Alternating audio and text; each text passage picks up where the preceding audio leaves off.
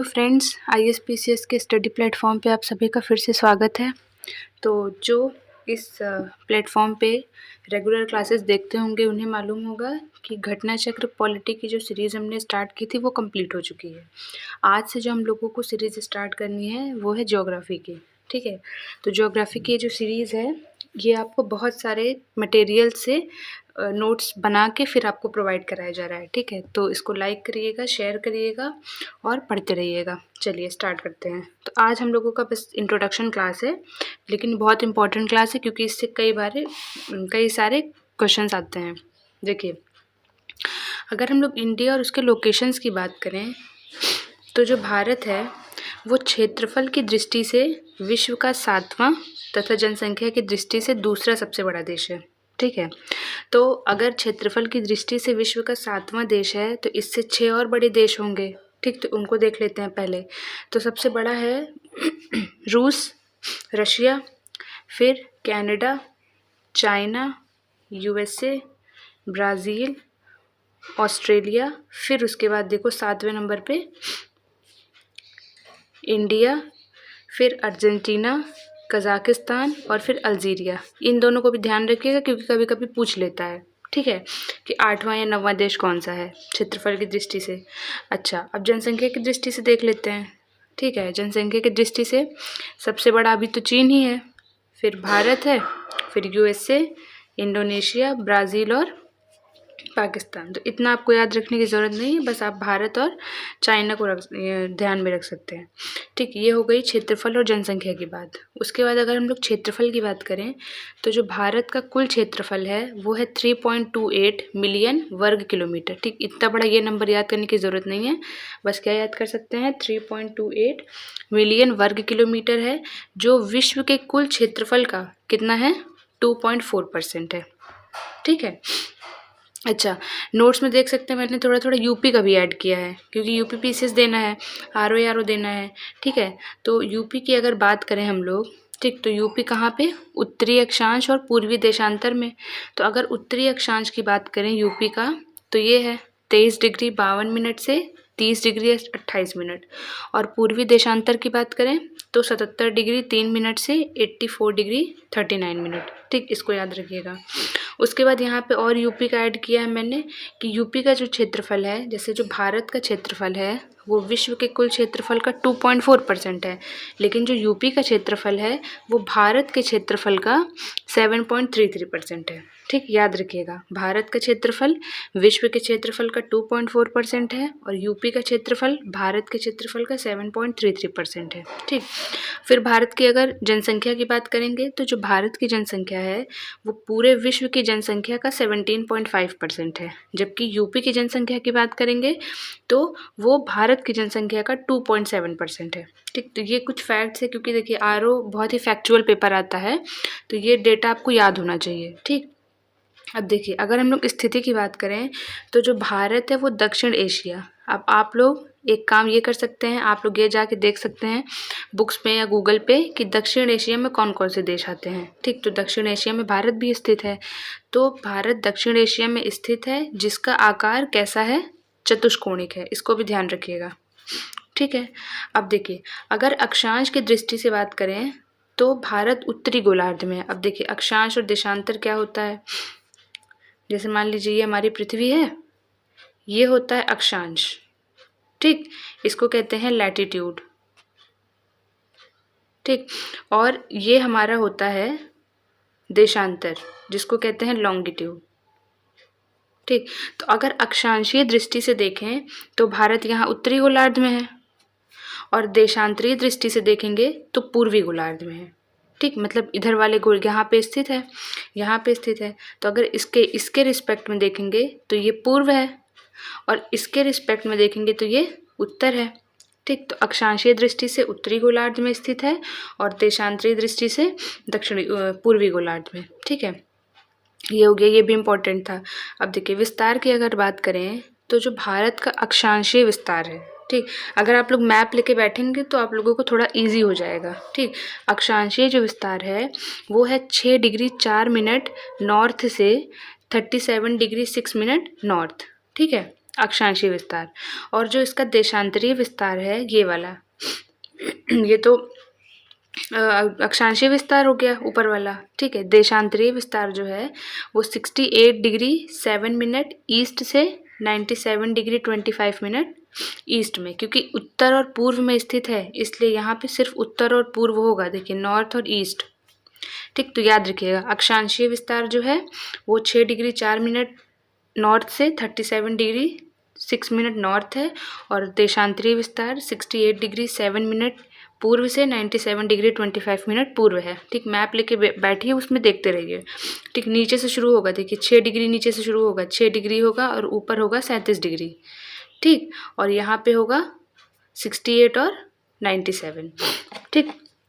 अब देखिए उसके बाद अगर मुख्य भूमि की बात करें, ये तो था किसको, ये तो था उसको भी अंडमान निकोबार और लक्षद्वीप, इन सबको लेके अगर इंक्लूड करेंगे तो ये आएगा। लेकिन अगर हम लोग मुख्य भूमि की बात करें, मेन लैंड की बात करें, जहाँ पे सिर्फ लैंड है, तो मेन लैंड पे आ जाएगा 8 डिग्री 4 मिनट नॉर्थ से 37 डिग्री 6 मिनट नॉर्थ, ठीक। अगर आप लोग मैप में देखेंगे तो आप लोगों को ये चीज़ दिख जाएंगी।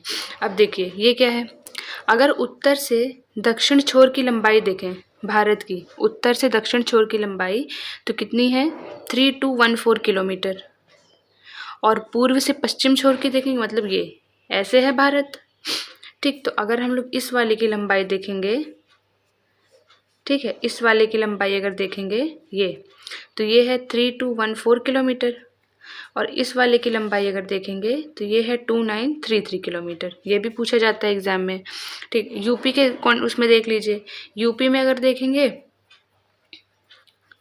यूपी में देखिए, यूपी में कितना है 240 किलोमीटर है, एक मिनट, यूपी में कितना है 240 किलोमीटर है उत्तर से दक्षिणी छोर, और पश्चिम से पूरब की छोर या पूरब से पश्चिम की तरफ 650। यूपी का थोड़ा ऐसे है ना, ऐसे, तो ये ज़्यादा होगा ये कम होगा, तो ये है 240 और ये है 650 किलोमीटर, ठीक। अच्छा हम जानते हैं कि जो पृथ्वी है वो कैसे घूर्णन करती है, हमारी पृथ्वी घूर्णन करती है पश्चिम छोर से पूर्वी छोर की तरफ। मान लीजिए पृथ्वी है तो ये ऐसे घूर्णन करती है, ठीक है, पश्चिम छोर से पूर्वी छोर की तरफ घूर्णन करती है, और वहाँ तक घूमने में, ठीक, पूरा एक रोटेशन कंप्लीट करने में लगभग उसको लगता है 120 मिनट का टाइम, ठीक। इसलिए अरुणाचल प्रदेश और गुजरात के बीच के जो समय है उसमें 2 घंटे का अंतर होता है। अब देखिए, अब अभी जब आप लोग आगे पढ़ेंगे तो उसमें ये एक चीज़ बताया जाएगा कि जो 1 डिग्री होता है, मतलब 1 डिग्री रोटेशन कितने मिनट में होता है 4 मिनट में, ठीक। तो अगर 120 मिनट का समय लग रहा है, तो अगर 120 मिनट से यहाँ पे इसको अगर 120 बनाना है, ठीक है, तो 120 बनाने के लिए क्या करेंगे, इसको सॉल्व करिए। 120 बनाने के लिए क्या 30 से, ठीक। तो यहाँ भी 30 से, ठीक। तो आगे जब हम लोग इसको करेंगे क्लास तो उसमें आपको इसको समझा दिया जाएगा। अभी बस इतना ध्यान रखिए कि 2 घंटे का समय लगता है, कब, अरुणाचल प्रदेश और गुजरात के बीच में 2 घंटे का अंतर होता है, ठीक है। अच्छा अब देखिए आगे यहाँ पे कुछ और चीज़ें देख लीजिए। भारत का जो सबसे उत्तरी छोर है, ठीक, सबसे उत्तरी जो छोर है उसको हम लोग कहते हैं, एक मिनट, सबसे उत्तरी छोर है इंदिरा कॉल, कहाँ पर है, लद्दाख में। और ठीक है, सबसे दक्षिणी छोर कहाँ पर है, क्या है, नाम है इंदिरा पॉइंट, कहाँ पर है, ग्रेट निकोबार में। सबसे पश्चिमी छोर कौन सा है, गौरमाथा, कहाँ पर है, गुजरात में। और सबसे पूर्वी छोर क्या है, किबिथू, कहाँ पर, अरुणाचल प्रदेश में। तो इसको भी आप लोग ध्यान रख सकते हैं, नाम ध्यान रखिएगा। अच्छा अगर हम लोग मुख्य भूमि की बात करें, ठीक है, ये मेन लैंड तो है नहीं, ये तो द्वीप है, ठीक। अगर हम लोग मेन लैंड की बात करें तो मुख्य भूमि का जो सबसे दक्षिणतम बिंदु है वो है कन्याकुमारी या केप कैमोरिन, ठीक। मैप में देखेंगे तो मिल जाएगा। अब देखिए भारत में कुल कितने 28 राज्य और 8 केंद्र शासित प्रदेश हैं, तो इसको आप लोग पढ़ लीजिएगा। देखिए यहाँ पे सारे राज्यों की राजधानी दी हुई है, राज्य लिखे हैं एक तरफ राजधानी लिखी हुई है, ठीक। ये आप लोग का होमवर्क है, ये आप लोग इसमें से देख के खुद से करिएगा, ठीक। ये आप लोग का होमवर्क है। तो ये राज्य हो गया, ये राजधानी हो गई, इसको देख लीजिएगा। उसके बाद ये हो गई केंद्र शासित प्रदेश और उनकी राजधानी। ठीक, अच्छा अब हम लोग यहाँ पे एक इम्पॉर्टेंट चीज़ करते हैं पुदुचेरी के बारे में। पुदुचेरी एकमात्र ऐसा केंद्र शासित प्रदेश है जिसका विस्तार 3 राज्यों में है। ठीक है, कहाँ कहाँ पर है? एक तमिलनाडु, आंध्र प्रदेश और केरल। ठीक, जो पुदुचेरी है मैप में देखेंगे तो दिखेगा वो कहाँ पर है? तमिलनाडु में। यनम दिखेगा आपको, ये भी पुदुचेरी का भाग है, आंध्र प्रदेश में। और कराईकल दिखेगा आपको, ये भी पुदुचेरी का ही भाग है, तमिलनाडु में। और एक माहे दिखेगा केरल में। ठीक, तो पुदुचेरी एक ऐसा केंद्र शासित प्रदेश है जिसका विस्तार 3 राज्यों में है। ठीक है, अच्छा अब देखिए, अब बात करते हैं भारत के स्थलीय और तटीय सीमा की। ठीक, तो भारत के स्थलीय और तटीय सीमा की अगर बात करेंगे तो स्थलीय सीमा की कुल लंबाई है 15,200 किलोमीटर और समुद्र तटीय जो सीमा है, ठीक, और लक्षद्वीप को लेके समुद्र तटीय जो सीमा है वो है 7516.16 किलोमीटर। मतलब अगर स्थल भाग को देखेंगे, वो भाग जो पानी से नहीं लगा हुआ है, तो उसकी लंबाई कुल कितनी है? 15,200। और समुद्र तटीय सीमा को अगर देखेंगे तो ये आ जाएगा। ठीक, अब समुद्र तटीय राज्य कितने हैं? मतलब ऐसे राज्य जिनका तट समुद्र से लगा हुआ है, तो टोटल 9 हैं। 5 है पश्चिमी तट और 4 है पूर्वी तट। पश्चिमी तट पे अगर ऊपर से देखें तो सबसे पहले, क्योंकि आप लोगों को देखिए ज्योग्राफी में आप लोगों को सीक्वेंस भी याद होना चाहिए, क्योंकि सीक्वेंस पूछा जाता है, उत्तर से दक्षिण में लगाइए या दक्षिण से उत्तर में लगाइए, पूरब से पश्चिम में लगाइए या पश्चिम से पूरब में लगाइए। ठीक, तो अगर ऊपर से हम लोग बात करें तो सबसे ऊपर है गुजरात, तटीय राज्यों की बात करें, फिर महाराष्ट्र, गोवा, कर्नाटक, केरल, तमिलनाडु। ठीक है, ये कहाँ हो गया? केरल तक। ये कहाँ हो गया? ये हो गया पश्चिमी तट पर 5। और पूर्वी तट की बात करेंगे तो पूर्वी तट पे 4 है, तमिलनाडु, आंध्र प्रदेश। ये देखिए, ये जो है ये है उत्तर से दक्षिण, ये जो लिखा हुआ है सीक्वेंस, ये है उत्तर से दक्षिण। और यहाँ जो ये लिखा है ये है दक्षिण से उत्तर। सबसे दक्षिण में क्या है? तमिलनाडु, फिर आंध्र प्रदेश, फिर उड़ीसा और फिर वेस्ट बंगाल। ये वेस्ट बंगाल लिखा है, पश्चिम बंगाल। ठीक है, कि यहाँ मैंने क्रम लिख दिया हुआ है, इसको देख लीजिएगा। अब देखिए, ये क्वेश्चन तो कई बार पूछा गया है कि सबसे लंबी तट रेखा कौन से राज्य की है? तो गुजरात की।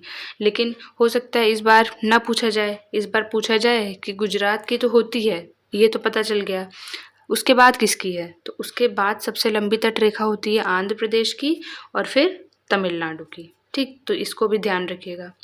अब भारत के वो राज्य जिनकी सीमा समुद्र और किसी देश दोनों से लगी हुई है, ठीक है, तो वो कौन कौन से राज्य हैं? पहला तो गुजरात। गुजरात की सीमा किससे लगी हुई है? पाकिस्तान से, मतलब समुद्र से भी लगी हुई है। और किस देश से लगी है? पाकिस्तान से। पश्चिम बंगाल, मैप में देखिएगा, पश्चिम बंगाल की सीमा समुद्र से भी लगी हुई है ना, बंगाल की खाड़ी से, और बांग्लादेश से भी लगी हुई है।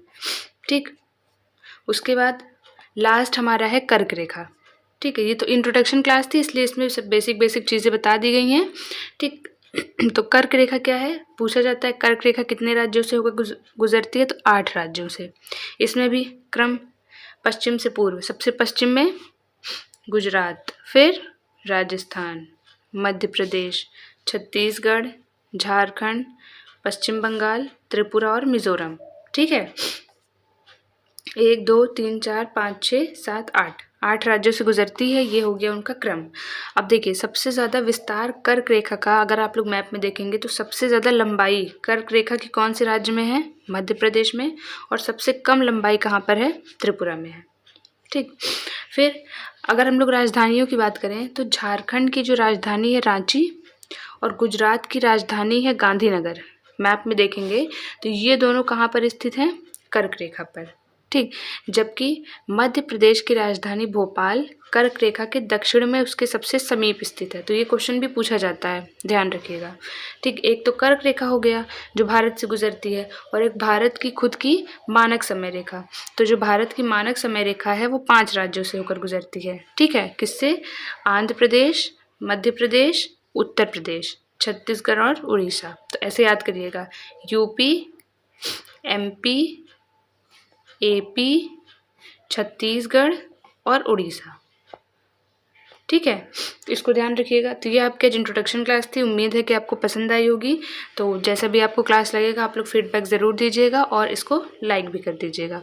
ठीक, ये इंट्रोडक्शन क्लास थी। कल हम लोग इससे रिलेटेड जो घटना चक्र के क्वेश्चंस हैं उसको सॉल्व करेंगे, तो आप लोगों को खुद ही दिख जाएगा कि सही डायरेक्शन में क्लासेस हो रही हैं कि नहीं हो रही हैं। ठीक है, थैंक यू।